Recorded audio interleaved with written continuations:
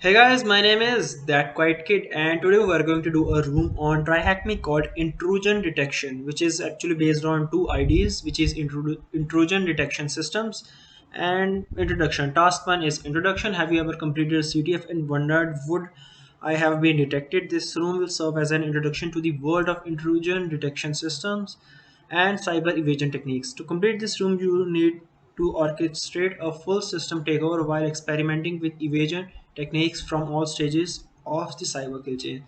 So let's deploy the target machine and create an account and log in into the system at this and prepare for future tasks. So let's connect to the Tryhackme VPN first, which is open VPN command and your VPN file. You enter, and if you see this initialization sequence completed, which means that you have successfully connected to the Tryhackme VPN. So let's move on to task 2, which is intrusion detection system basics. Our intrusion detection systems are a tool commonly deployed to defend networks by automating the detection of suspicious activity where a firewall, antivirus, or authorization system may prevent certain activities from occurring on or against ID assets, or an ID will instead monitor activities that isn't restricted and sort the malicious from the banning. It's a signature rule based rule and anomaly based. Signature will apply a large rule set to search one or more data sources for suspicious activity, whereas anomaly based ID as established is that is considered normal activity and they raises alerts when an activity that does not fit the baseline is detected. Okay, we have two methodologies. So what IDS detection methodology relies on rule set. So it is signature based detection. Okay, let's move on to task 3. We have network based IDS. So this is the IDS, as the name implies, in network intrusion detection systems monitor networks for malicious activities by checking packets of traces of activities associated with a wide. So it's actually on the outside. It scanning malware command and control exploitation, so scanning data exfiltration, contact with phishing sites, corporate policy violations. So what widely implemented protocol has an adverse effect on the reliability of network intrusion detection system? So basically we have this TLS, which is transport layer encryption, because it encrypts the data, and I think it will be difficult if the data is encrypted to detect malicious traffic, I think. So TLS experiment by running tools against the target and viewing the resultant alerts. Is there any un- unexpected activity? So let's go to this IP address.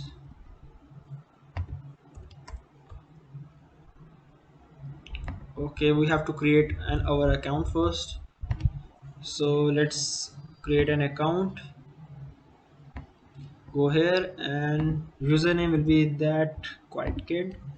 Register. It will give us a token, and let's copy this token, access token, copy it, click on login page, create a file in case we forgot. It is token.txt. Paste it here, save it, exit out of here, and the username is That Quiet Kid, and access token, and sign in. Don't save. Yes, we have logged in, so we have index here. Okay, let's open the alert one as well in another tab. Okay, so now we can see alerts index, and we have two firewalls here. I guess it's Waza and Sakata.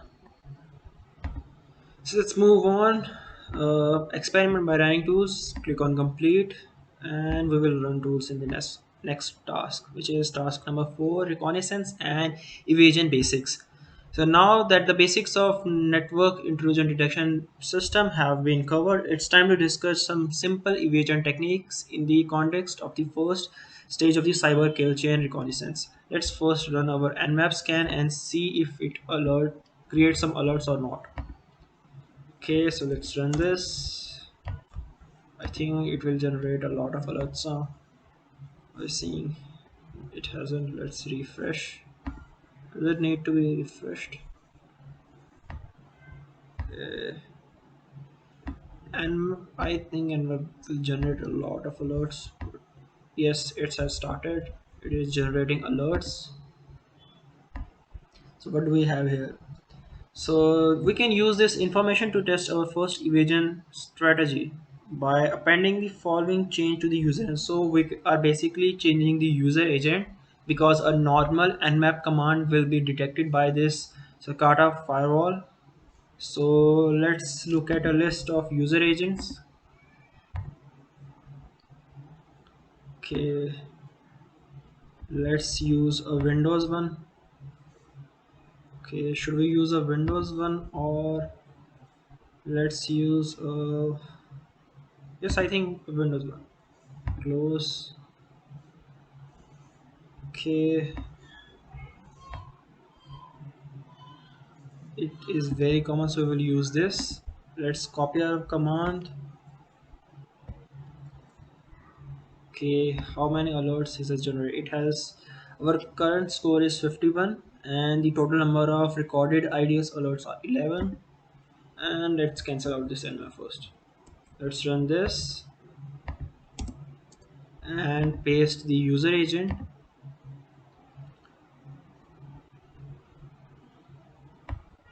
Why can't I copy it? So let's click on it. Yes, now I think I can copy it. So, cross this page, click here. I think what was the last thing? IP address, which is 10.10.140.178. Click enter. Press V to increase the verbosity, which means show me the output as you scan the system. Show me the output as well as soon as you scan the system. And what do we have here? Note that this strategy isn't perfect as both Sakata and Voza are more than capable of detecting. I think this is how you pronounce these two. Are more than capable of detecting the activity from the aggressive scans. Try running the following nmap command with the new user agent. Okay, so let's run this command as well.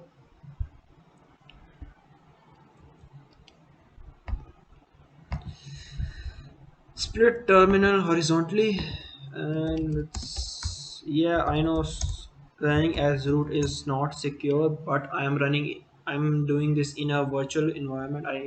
I'm using a virtual machine, so I don't think it is dangerous when you are doing it on your main machine. That is, if you are using Windows or Linux as your main operating system and you are doing this on your main operating system, that is you are running as root, I think there it is vulnerable, or you can say dangerous, but I don't think it's dangerous when you are running this in a virtual machine. Okay, so let's paste our user agent here, copy this and paste it. None. Click on V to increase the verbosity. Increase this. Why isn't it okay? Okay, let's see how many alerts we had, I guess 11. Okay, we have 41 alerts now, but I think it can be because of that first. Okay, I have crossed that first nmap command, so it is actually generating a lot of alerts, but I'm running two nmaps as well, so that might be the reason. Okay, so the above command tells nmap to use the vulnerability detection scripts against the target that can return a wealth of information. However, as you may have noticed, they also generate a significant number of IDS alerts. Yes, they do, when specifying a different user agent as an nmap pro for a large number of potential attack vectors. It is also possible to evade detection by using the stealth scan. This is, I think, however, this returns much less information. So let's run this stealth scan, that is small s capital S. Okay, I think this nmap has resulted in how many ports have we found? We have found 4 ports. About 3 we know that it is uh, Unicorn 8000. It is basically results of alerts and everything. On 80 we have a website Apache, and 22 we have SSH, and on 3000 it is PP. It hasn't identified the service. So I think, how many alerts? Okay, how many alerts? Okay, 134 alerts we are right now. Okay, let's cross this. Click here, paste your skill scan, and see how many alerts this generates. So we are currently on 134 alerts. Click enter. Okay, now we have, it has identified that 4 ports are open and only one alert was generated. Okay, so let's move on. It is also important to take note of the position of the target in relation to the network when performing reconnaissance. If the target asset is publicly accessible, it may not be necessary to perform any invasion, and it is high, as it is highly likely that the asset is also under attack by countless number of botnets and internet. So basically, it is saying here, if the target is publicly available, it will be attacked by many people. So you don't need evasion in terms of this when the target is publicly available. So what scale is used to measure alert severity in Sakata? So let's see. Severity of the vulnerability. It's severe. It's 1 to 3. Okay. How many service is Nmap able to fully recognize with the service version detection? I think 3 were identified, but the 4 one, that is 3000, wasn't identified. So let's move on to evasion further reconnaissance evasion task number 5. Of course, nmap is not the only tool that features IDS evasion tools. As an example, for the web scanner Nikto we are using. So let's start Nikto and see how many alerts it generate. So let's see our current alert. We have current, how many? 136 alerts. What is running right now? No, I'm not running anything. Okay, so let's click here. Let's run this nectar. See, okay, it is generating alerts right away. Okay, it is one, two, it's 3 more alerts. So let's see. Note that we need to specify that we want to scan both of the web service is present on the device and not just the business website. This should return some. I think this 3000, which the Nmap wasn't able to identify, is a web server business website. So this should return some useful information, but also generate a huge number of alerts, about 7000 of them in total. So let's run through some simple options to reduce this. The first step would probably be to stop scanning the business website at all. So 80 is actually the business website. This Apache was the, and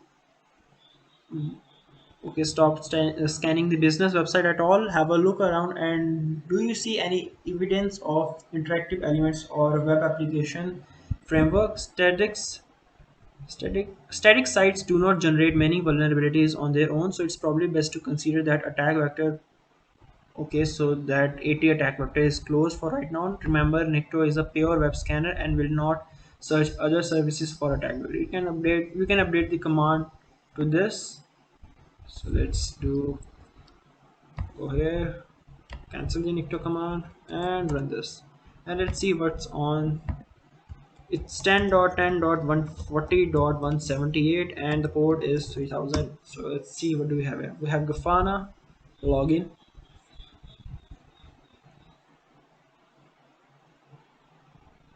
Okay, it is taking a long time. Yes, we have, it's open source, it's documentation, support, community, and it's a version is also right here. It's 8.2.5. Okay, so let's move on. What do we have here? So we can basically use user agent as we used in nmap here as well. Okay, and let's run this command, this last one, basically trying to evade with the, this should make a scan a little more subtle. In theory, we could go further and use a selection of IDS evasion modules. So basically we're using modules here. Okay, we can use the dash h option in Nicto to see what we are doing. So okay, let me copy the command first. Okay, okay, I have pasted it here. It's not working. What is happening? Okay, so let me copy this command and paste it and see the Nicto modules as well. Okay, so let's first change the user agent. I would like to keep this in brackets, the user agent. Okay, where have we placed the user agent? This is right here.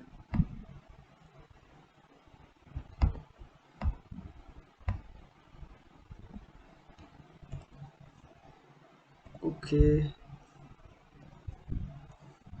okay, I think we have to specify, give a space between this dash p option because it is to specify the port we are scanning. And click enter and let Nicto run and see how many alerts it is generating right now. So we are currently at 157. It would have been 7,000 if we have deadly and Nicto command run. So what do we have here? We were going to check for okay these options. So the command is nicto dash h and let's see. So we are using dash p to specify the port which is 3000 dash t 123. So what are we using here? Dash t 123.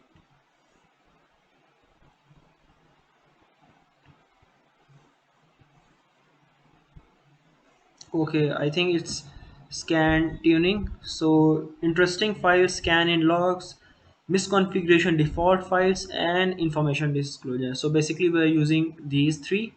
Next we have our user agent in the command and we have dash e. I think it is an evasion technique. Let's see, where is evasion. It is here, right here. So these are the invasion techniques we are using. We are using 1 and 7. 1 is random URI encoding. Okay, and the seventh is change the case of the URL. So we are basically changing the case of the URL. We know like small case, uppercase. Okay, so this is what we are doing. Okay, where is the yes? Oh yes, it is right here. We don't need this one right now. We Okay, root page redirects to slash login, and there was a question. Nicto should find an interesting path when the first scan is performed. What is called? It's called login. Which value is used to toggle denial of service attack vectors when using the dash tuning T in Nicto? So okay, tuning. Okay, denial of service is 5. Okay, I think it's no, it's 6. Okay, which flags are used to modify the request spacing in Necto? Use commas to separate the flags in your answer.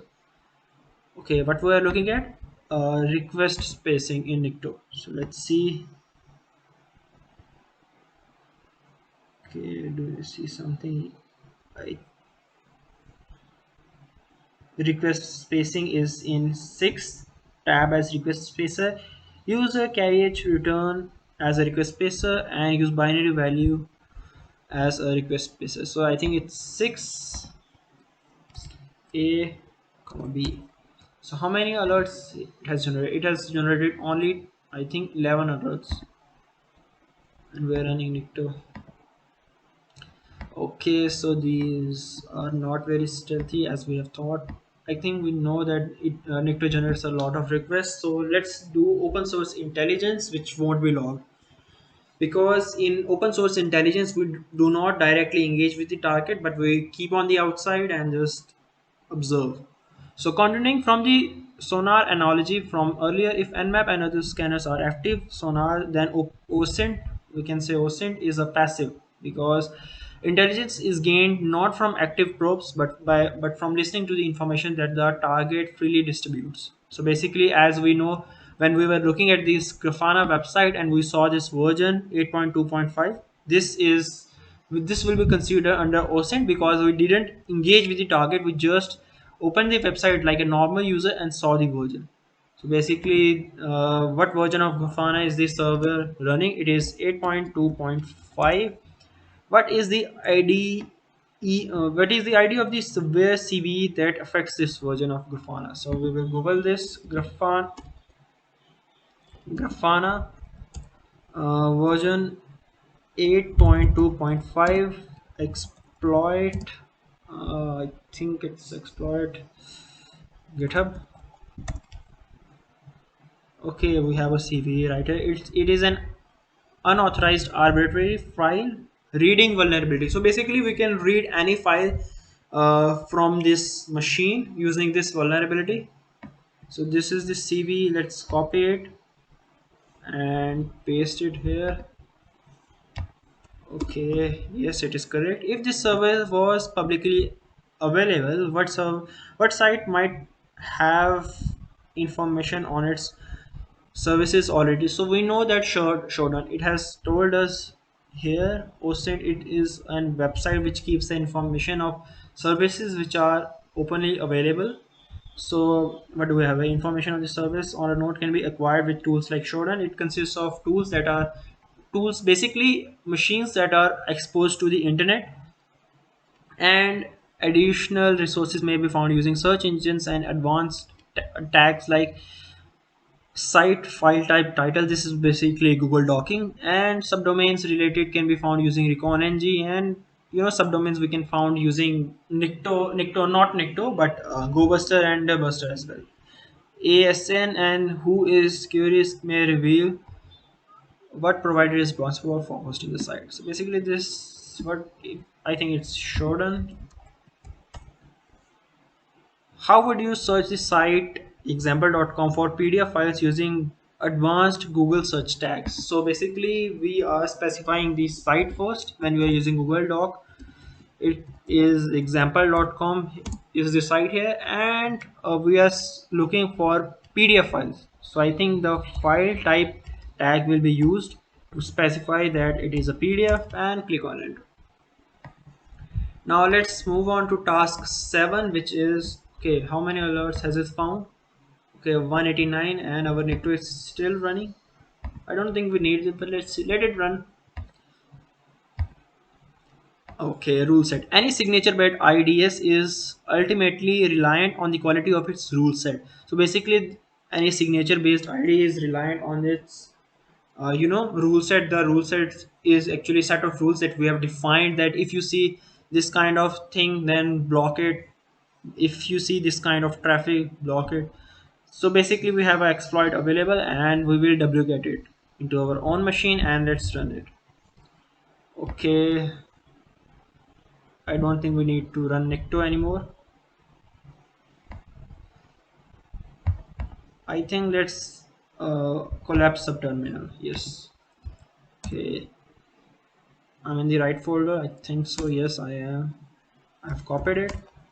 I have crossed the Nicto, and let's see the number of alerts for now. It's 189, and we can run this. Let's actually make it executable by chmod plus x. I think it's plus x to make this executable. It is now executable, and python 3 this command and the file to read. So we will read the first. Okay, let me again remember the number of alerts are 189, and okay, why I'm copying this again, it's dash f and the file to read. Let's read etc slash password. Okay, so if we have root user, we have this Grafana user here, but it is slash bin slash false. I don't know what this is. Bin slash bash is, rest all are no login. So basically two users are there, Grafana and root. So what do we have here? How many alerts? Okay, it didn't generate an alert of now, I think.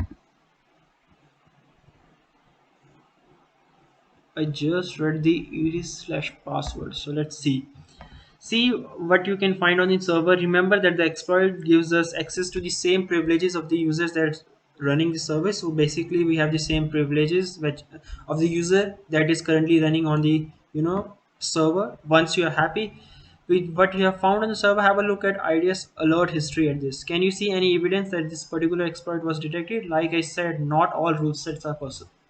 perfect. So basically, this is an example of how these rule sets are not perfect and how we did this exploit and we didn't get detected.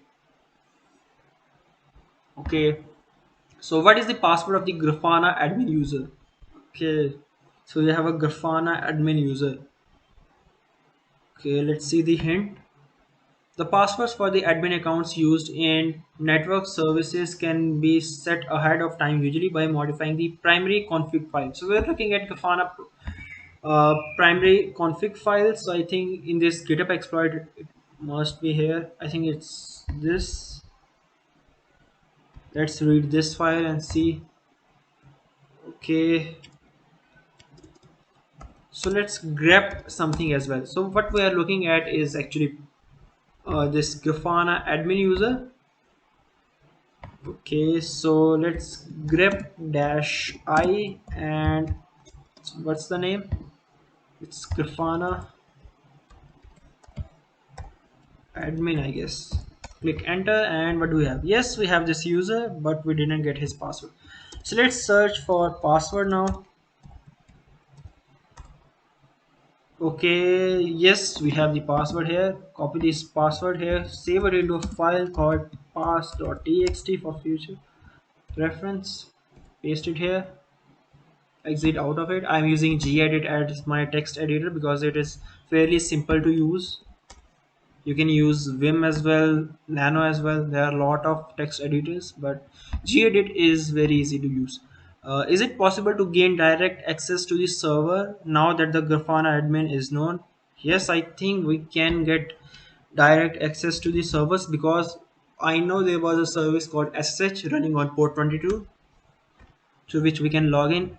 Are any of the attached IDs able to detect the attack if the file etc/shadow is requested by the exploit? If so, what IDs detected it? So we are at 189 alerts. So let's run this command. Where are we? Except etc shadow file is basically a file which I think contains the hashes of the users, but in this case it's only star. I don't know. Let's see.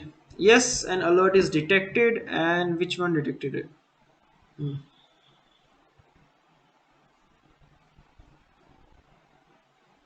One alert is there, but Waza hasn't detected any alert as of now.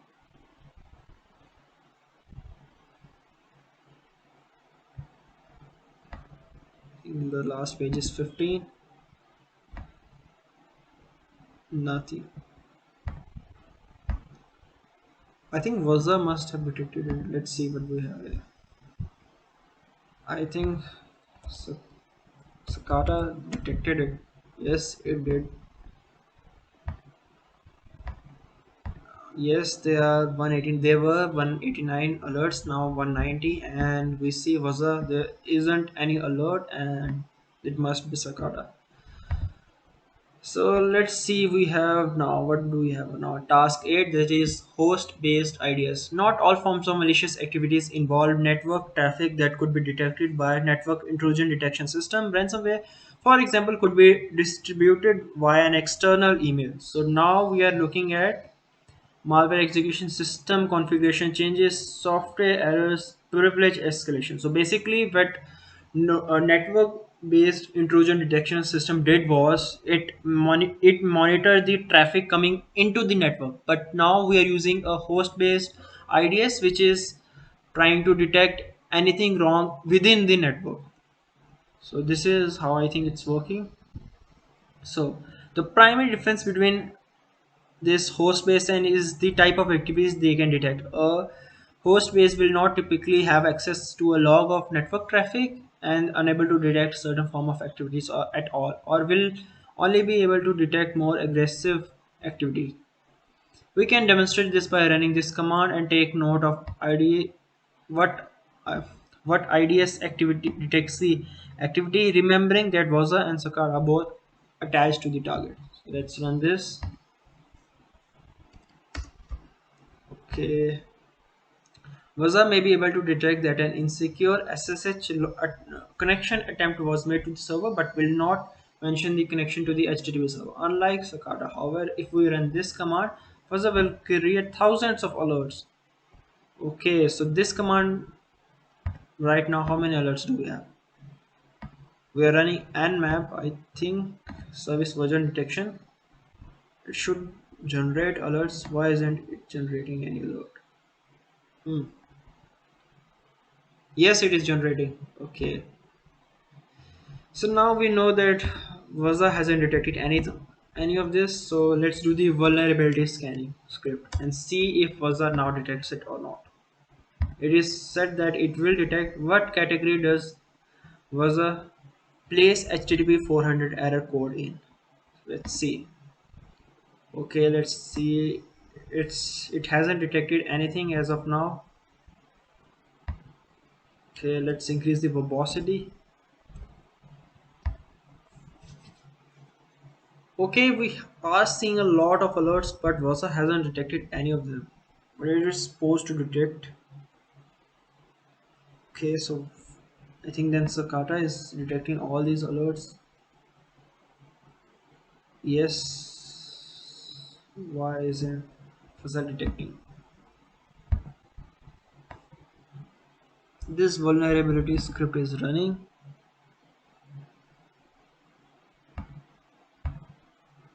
Okay, why isn't Versa detecting it? Let's run this service version detection as well again. Increase the verbosity. Okay, give me an alert, show me an alert.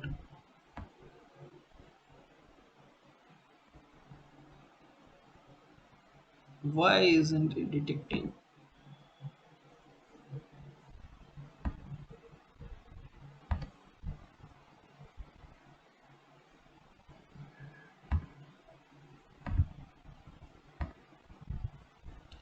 Okay, it is 99.74% done, but I think it will take a long time. Okay, why isn't it detecting any? See,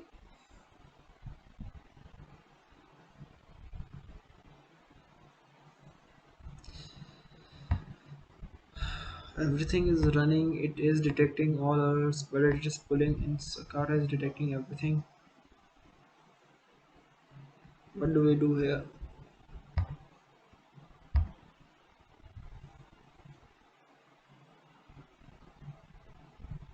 Play around with some post exploitation tools and commands and make note of what activity is detected by Vasa, compare it to the activity that's detected by Sakata.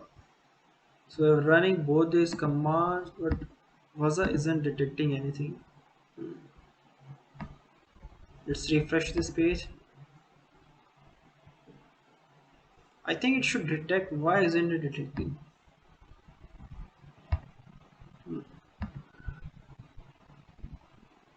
And I think let's cross it and run it again.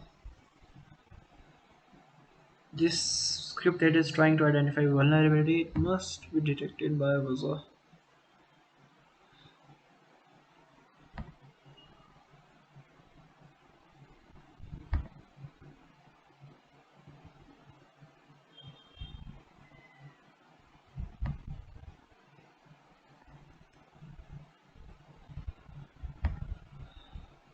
Let me refresh this.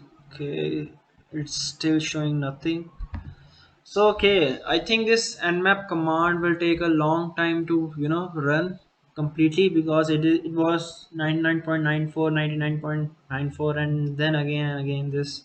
So I think this no, it has detected. Okay, okay, now yeah. Most recent alerts, Waza has finally detected this alert and it has put it into the category of web. I don't know why it was not detecting it before. Okay, now it is detecting.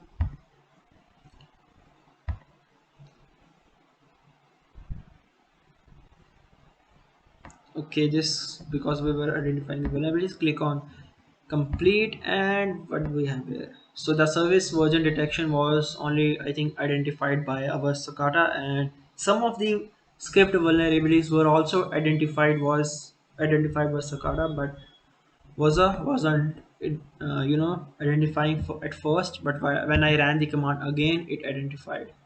Okay, it had a score of 2.67. Okay, so now we are doing task number 9, which is privilege escalation room. So what we can do? Okay, we are not on the system, right? Okay, so let's SSH login. Let's cancel this out. SSH name was Grafana admin. Okay, what was the password first? Let me see. ls cat out this pass.txt. Okay, we have the password ssh grafana admin at the rate 10.10 dot 1 140.178. Click enter, copy the password, and yes, paste the password here, and we are in. Sudo dash l is basically the first command we do in terms of privilege escalation, because sometimes we have, a user can have all commands access on the root user. That is, it can run any command as root without asking for password sometimes. So basically it gives a simple privilege escalation most of the time. So click on enter. It is asking for password, paste the password. Sorry, this user cannot run sudo. On reverse gear, okay, we cannot run sudo. So let's see group and cat out etc slash groups. What do we have here? Okay, it is a member of Docker. Let's cat out slash etc slash groups. Okay, it's not a directory group. Yes. Okay, the Grafana admin is a user in Docker and in this machine as well. Docker is okay. So what do we run? We run linpace. Okay, so let's create a termux session, because what I'm trying to say is, I will show you what I'm trying to say. Okay, so let's first go into the privilege escalation suite, go into the linpace. Let's gedit, because I have gedit in this, and let's copy, no, select all and copy it. Select all, copy it. Yes, I think I have copied it. And let's use, where am I, pwd. Okay, what do we have here? Have I anything here? Nothing useful, I think. So let's create vim uh, privilege escalation p dot sh, and enter I to enter the insert mode, control V to paste our, okay, it's, I think, control shift plus V to paste everything for our, this privilege escalation script. We can use wget as well, but let's use copy and paste this linpace. Let's see what we have. Run all of these commands and note that which ones create an IDS alert. Has it created? Okay, we are currently at 198 alerts. Okay, so Sakata will be blind to all of this, as none of these commands create network traffic. It is also possible to check this and more with a script like linpace. So far, every time we have used a script, it has tended to be source of some information, but an increase in alert. Yes, it is. However, this is not always the case. Run linpace on the system now and take note of how many alerts are created in relation to the large amount of reconnaissance it performs. Okay, I know linpace performs a, you know many reconnaissance. It performs a large amount of reconnaissance. It does everything it can to see if we can escalate our privileges or not. It's a very large script as well, and it takes time. It has copied everything, so I think the command to exit is exe to exit insert mode, colon wq to save and exit. Click enter and we have saved it. Chmod plus x make it executable, pe.sh and dot slash pe.sh. Let's run this and I will tell you why I'm using a termux session.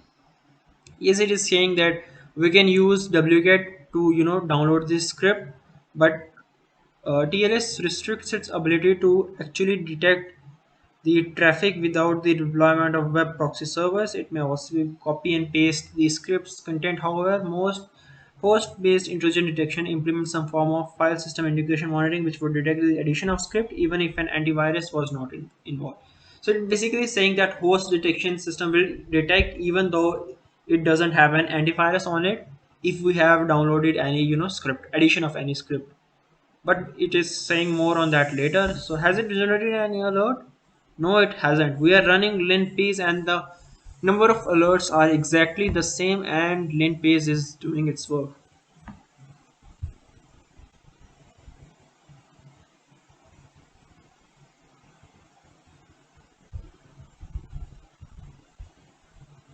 Okay, we have what we have here. We have this privilege escalation and we have Docker in red. I think it has something to do with Docker. Yes, we have docker.sock was writable. So basically Docker is writable. So what tool does linpace detect as having a potential escalation vector? It was Docker. Is an alert triggered by Vasa when linpace is added to the system? If so, what's its severity? I don't think it was generated. It has generated any alert because the number of alerts are exactly the same, and we are running linpace. We have run linpace. So what I was trying to say is the use for termic session is if you want to go up and up, you cannot see the full output of this command. I know you can change the terminal settings to make it a bit small, but it doesn't look nice if you make it too small.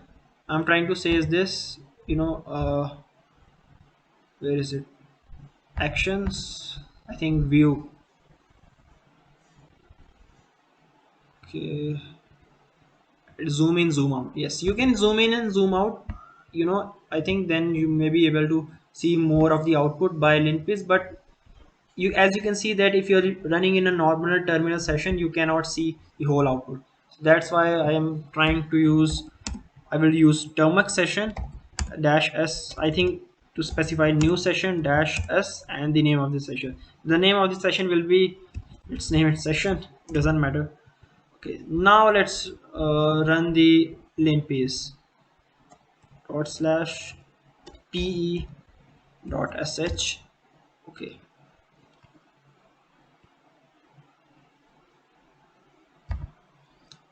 Okay, it hasn't generated any alert. Is an alert triggered, and so if so, what is the severity?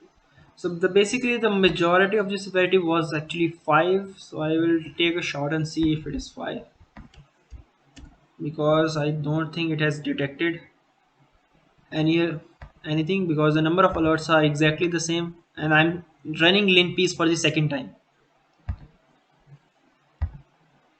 Okay, so let's move on to performing privilege escalation, task number 10. What do we have here? Okay, let the link page run. I know this video is getting a bit longer, but I'm trying to explain everything I can. And room is basically a walkthrough room, but I'm trying to explain the stuff, going in more deep, trying to explain every basic thing I'm doing. So basically, what do I doing here? Okay, let it run. Let this run, and I will show you why Tugmux session is more useful than a normal terminal session. Yes, as you can see that in our previous term, normal terminal session, we couldn't, see the full output. But when you are in Termux, I guess we can. How to go up? Okay,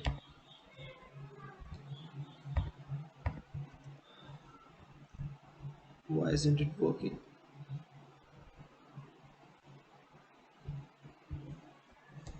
Okay, I forgot the command, but I have a file. Let's see, cd into opt cat out. Okay, what was the file name? It's cat tmux. Okay, special command search through history is for r. Okay, how can we go up? Move up the screen is Control B, I think. What is it? Control B, Control plus B in this bracket. Control B and this.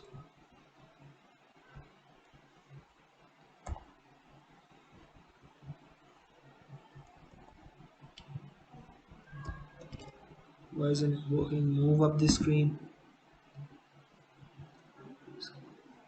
Move up.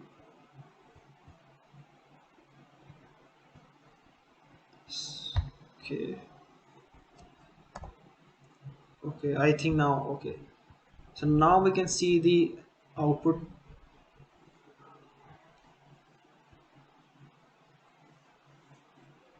I can go as up as I want, because in the previous sermon session we couldn't see the whole link piece output. You can basically output the, if you are in a normal terminal session we can zoom in and zoom out, but it doesn't look pretty. And if you are doing, you can also save it to a file, but it's lot of hectic. It's basically a way you can do this as well. And Termix provide a lot of other features as well.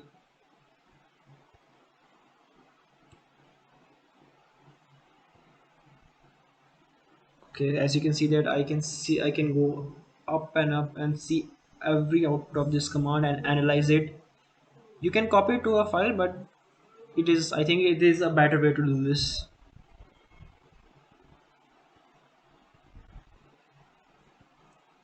Okay, okay.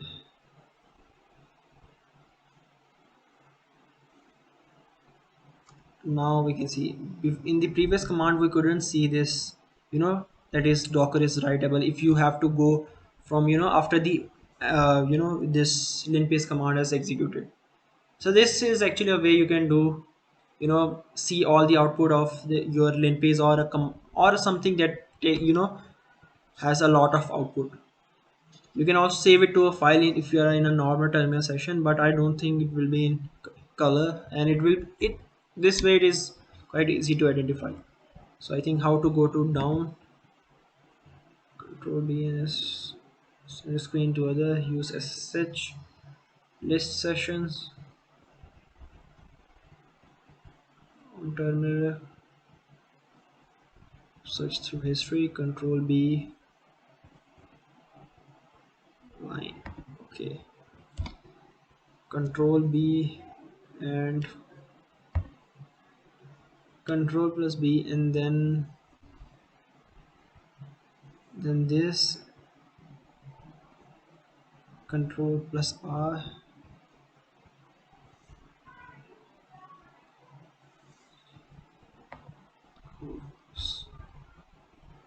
Okay, let's exit. Yes, it is. Okay, so now we are doing task 10, which is run this docker command, and let's see what this docker command will do.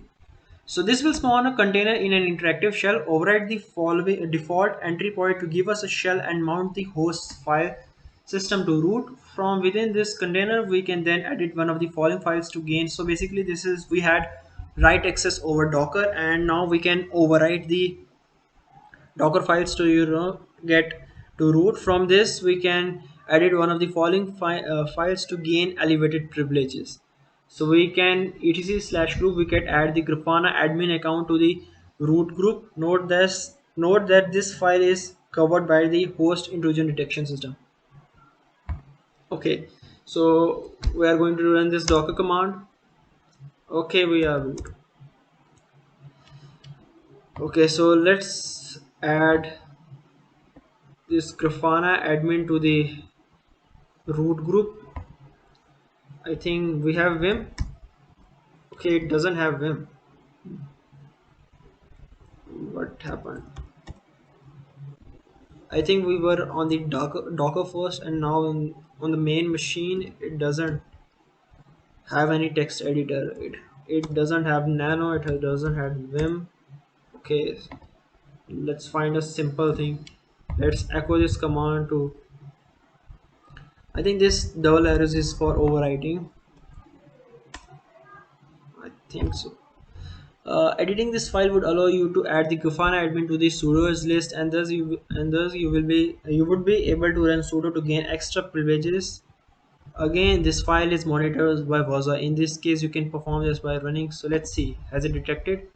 It hasn't detected. Waza isn't detecting anything. I think it's maybe about the time period by how much time it will detect. You know, I think there might be a cycle after maybe 6 hours or 12 hours it detects.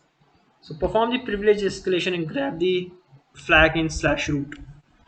Okay, we can add a new user to the system and join the root group via etc slash password as well. These activities are also noticed by host-based intrusion detection system. So what I was trying to say is sudo slash l. Now do sudo slash s, and you can see this all and all means you can run every command as root, but we are root of now. I think we are root, so let's cd into slash mount slash root. Okay, we have root.txt, cat out root.txt, and we have our flag.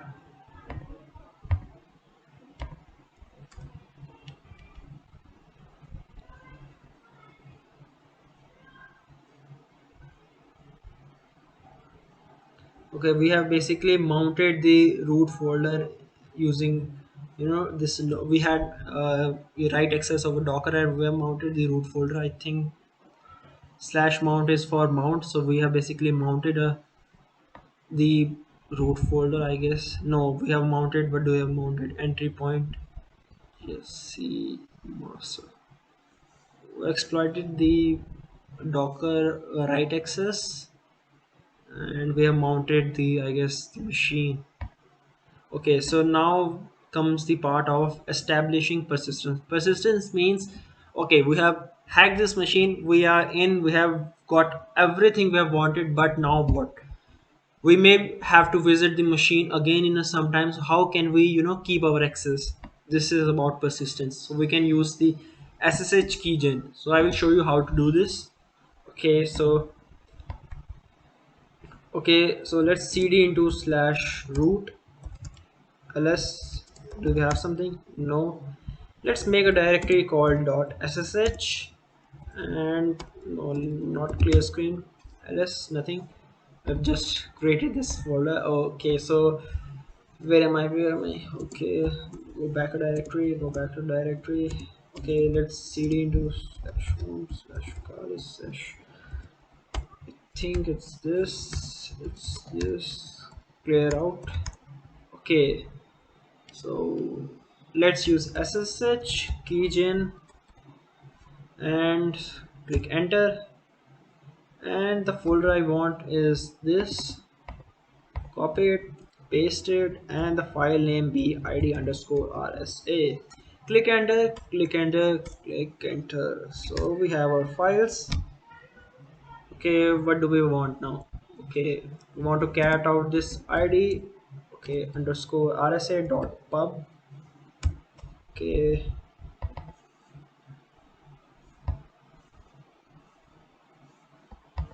copy this, go to your machine, use echo, paste the command, keep it in quotes, and we want to output it to file called authorized underscore keys. So we know that our SSH key has, I think, permission of I think 600, and let's do this. Okay, I think everything is correct up to now, and it's SSH. Who are we? We are root. Yes, you can see it right here, and the IP address was 10.10.140. Yes, 140.178, and our key is id underscore rsa. Okay, click enter, and we should be able to log in without password. Okay, it is asking for password. Why is it asking for password? I think we did everything correctly. Have we? made the key. We have, why is it asking for password? Maybe I think we have to, okay, maybe we have to place it before this id underscore rsa. Okay, should be able to log in without password. Okay, it is not. What are we doing wrong here? Okay, I think I, okay, maybe we have to change the permission. Hmm. Chmod 600. I think it is read right. What's permission? Yeah, I think the permissions are correct. So why is it asking for password?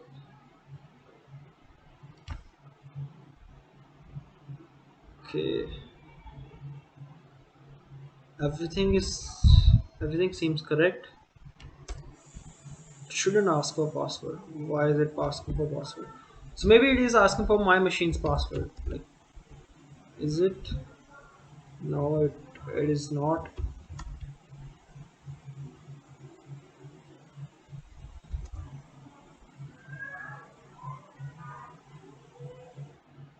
Okay, why is it not working?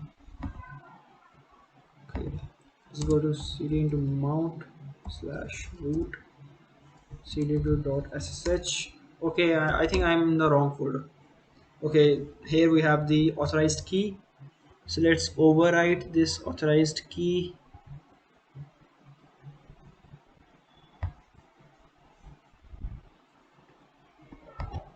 Copy this, paste it, and I think it's double arrows to,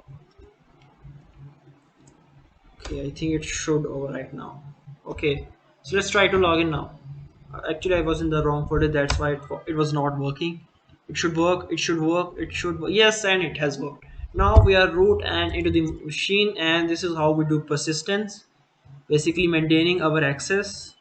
We have our private key inside that machine, and we have a key here as well, so basically we can go in and out whenever we want, unless the user deletes our key. Okay, so now this is one method of persistence, and there is another docker one as well, but I think this video is getting a bit too long, but they have explained everything you want to do using the docker method as well. So basically that completes our task 11 as well. If you couldn't do it, let me know in the comments, and I will make a short video about doing this, doing this the docker method as well. Okay, so let's click on complete. Okay, we didn't actually used this docker, we use this sh keygen. So what do we do? Let's do the docker one as well. Let's see how to do this. Okay, so note that, where are we? Okay, now we had note that docker monitoring is also available, however it is not enabled in this case, which gives us a few options. We could hijack the existing container supply chain and use it to install a backdoor into one of the containers that are hosted by the system. This would be difficult to detect without additional container monitoring and scanning technology. Credentials for a docker registry could either be fetched or extracted from root this, as this location stores the credentials used with the docker login command in plain text. This won't work in this case though, as the host we compromised doesn't have internet access and there are no credentials in this. So we could modify the existing Docker Compose setup to include a privileged SSH enabled container and mount the host file system to it with, I think, this command. Hmm. Okay, the Docker composed file used to define the current setup isn't monitored by the file system integrity monitor as it's in warlib. Again, though, this won't work well in this case as we don't have access to the internet though. We could transport the container image from the attack box to the compromised. So basically, okay, so there is a Docker image in the attack box, which is right here. Okay,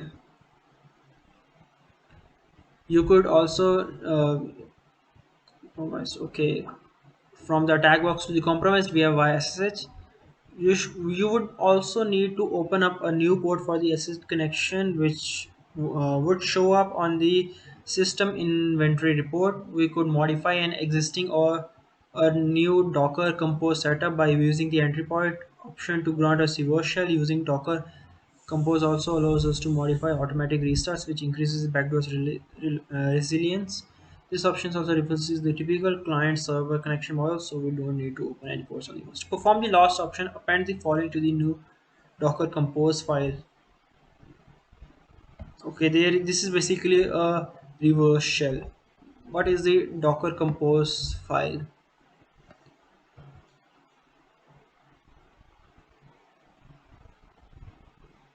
Docker Compose file. Let's Google Docker Compose file.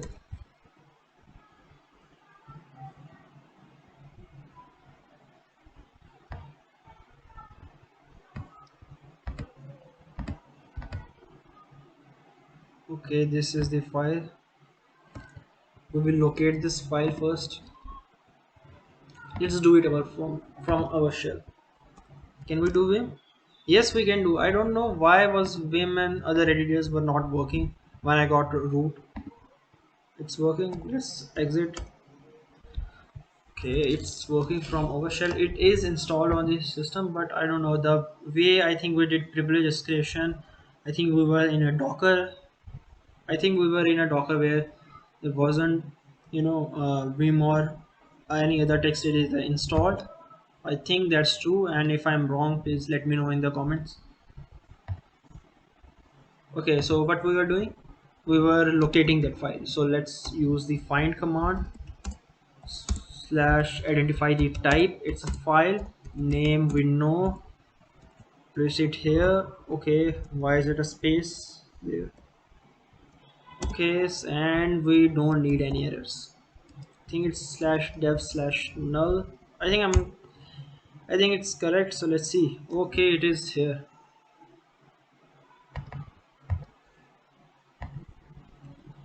Okay, so what do we do here? What do we do here? It has Vim.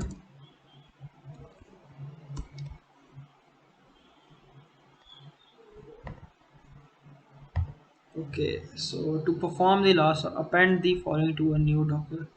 To a new. Okay, this will create a reverse. This will create a new Docker image using an image that's already on the system. Mount the entire host file into. Okay, this is mounting the basically the whole file system into the mount on the container and spawn a reverse shell with Python. Listen for listeners on your connection. Then start the service on the host with okay. So we have to append this file. Let's go at the end. Let's go at the end. I think let's paste it at the end. Okay, we have pasted it. Let's modify a few things. Let's go into insert mode, and it's Python reverse shell. Where is my IP? Where is my IP? Yes, it is right here. Attack box. Okay, my IP. I guess we will have to see if config. My IP is 10.8.130.2 and c/nvnp. It's 4444. Okay, we're listening. Paste it here. Okay, what have I pasted here? Okay, I think I messed it up. What did I do? Okay, I pasted the whole command here. Oh, I think let's quit, exit out the insert mode and quit, force quit. Let's use Vim again, and I think it now let's modify it. Yes, now. So let's paste it. Go into insert mode.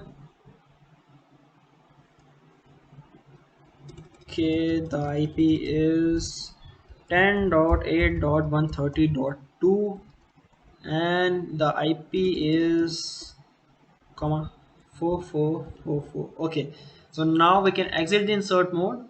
We can use colon WQ to save and exit. Click on enter. We are listening for a reverse shell here and start the service on the host with this. Think it should work.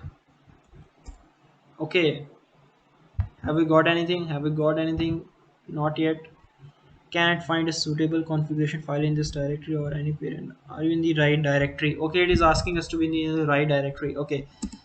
Okay, so cd into slash var slash lib slash ctf.